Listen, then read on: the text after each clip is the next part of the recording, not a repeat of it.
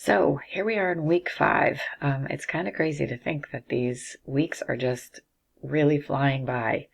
But here we are, and we're really in the transition between Unit 1 and Unit 2. And initially, I was going to pivot into Unit 2, but I think it makes sense to kind of stay in this place for one more week where we're working with these drafts and then really working on some revision while it's still really fresh. And so some of the things that I normally do later in the course, I've decided to pull into this week.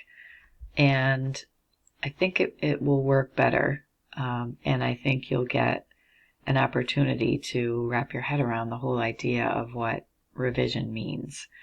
And so I want to just talk about that for a minute. So this idea of revision, sometimes, unfortunately, I think, teachers of writing classes tend to, get out the red pen or purple pen or whatever pen, thinking that that's better than the red one, and write all kinds of feedback. Oftentimes, it's about clarification of ideas, and just as often, it's about grammar and editing and fixing commas and things like that. So I want to just say up front, that is not really what true revision is about. True revision is about re-seeing your draft. So it's about looking at what you have and thinking, what do I really want to hang on to here? And what do I really want to say in this draft? And thinking, am I saying it in the way that is the best possible way? And you start to think about the purpose and the audience. And that's something that we will do more of when we get toward the end of the course. But I do want you to just kind of go into this with the willingness to really make chops, make real changes. In fact, in the past, one of the things that I have suggested students do is to print out the draft and cut it in pieces, in paragraphs, and look at each paragraph just on its own. And that's still actually a really good technique. But for this week, it's really more about, I guess what I want you to think about is about your openness to feedback and your willingness to give it. And so that's one of the things that we'll think about and apply this week, is the idea of how do I give constructive feedback to others. And part of it, I think, is a mindset that if the goal of the essay is to try to communicate an idea, first and foremost, you want to have an understanding of what that idea is. So if I'm reading someone's first draft, that's my main goal, is do I understand the main idea that this person's trying to convey? And hopefully you see it. You see it pretty clearly. And if you don't, that's the place to start with, I'm not sure. The feedback might sound like, I'm not sure where your main idea is here, or I'm unclear about what it is that you're trying to say in this piece. So I think in order to help us have a good way to express those ideas, we're going to go back into They Say, I Say for a chapter, and it's chapter 14, What's Motivating This Writer? And the subtext under the title is Reading for the Conversation. And I talk a lot about how writing and any text is part of a larger conversation. And that's this takes it and explains it, I think, in a really helpful way. And again, for those who may still be waiting for the book or what have you, I will scan and you'll see that the chapter in the course content. And there's another reading, I think I may have mentioned it before, but it's called Shitty First Drafts, and it's from Anne Lamott, and it's from her book called Bird by Bird. And I think it's a good chapter at this stage, because it gives you permission to kind of feel like, okay, this maybe wasn't my best, but I got the draft done, and now I can rethink it. I can re-see it, and knowing that that's the writing process for so many people, and people like Stephen King.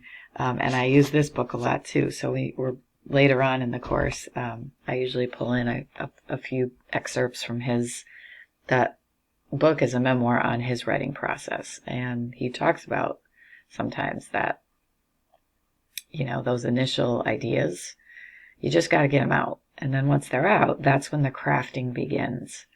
And sometimes you get really lucky and you can sit down and you can, bang out a really decent essay when you're in high school. Sometimes people can do it at this level too, but most of us need to kind of work it. And so that's what we're going to do. So you're going to be reading 2 chapters, and again, I'm not asking you to answer questions on the chapters, but what I want to see when you're giving each other feedback is that you've incorporated that lens, we'll say, and that you're giving feedback that clearly indicates that you've taken these readings into account. So that leads us to the assignments, what's due. So you're going to read those 2 chapters, and then you're going to post on Wednesday night. You're going to take a piece of your draft. I mean, you can do as much or as little as you want, but a piece of it that you really feel like you need a reader for. And you're going to post that in the discussion, and you're going to post something to the reader. So you may do a little bit of an explanation, like here's what I was thinking, here's what I'm trying to get at. You're sort of framing what kind of feedback you're looking for in your post. And then you're going to post it on the discussion board. And I know that's hard, but I think that's the way that right now makes the most sense. And then for the other responses, you're going to respond to 2 people. And here's the thing this week, and I'll put this all in the discussion directions in the discussion board itself, and it'll be in the content section, so 2 places. So in terms of responding, I do want you to respond to 2 people, but I want everybody to get responses from 2 people. So you're going to have to moderate that. And so if someone posts and they already have 2 people giving them feedback, go to someone who doesn't have that yet. So it'll be helpful to your peers if you're really timely on these posts, because you're kind of leaning on each other this time. So we'll talk a little bit more on Tuesday about the specifics of how to give positive feedback, and so we'll have time to kind of talk that through. So I think that's pretty decent overview of what we're doing this week, and I did put the due dates for those things, and I also made note that initially I had you doing your Unit 1 reflection, and that was going to be due Monday, but I'm going to push that to next Monday because it makes more sense to do it after this week and you get some feedback. All right? So I hope you have a nice weekend, and I look forward to reading through the papers today. So I'll be giving you feedback too. Side note. Okay. Take care.